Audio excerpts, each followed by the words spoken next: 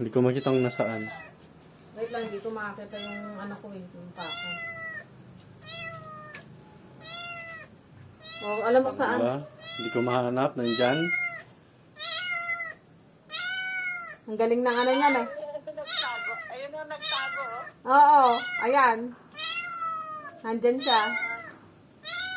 Di ba? Oo. Hindi, hinahanap. Oo.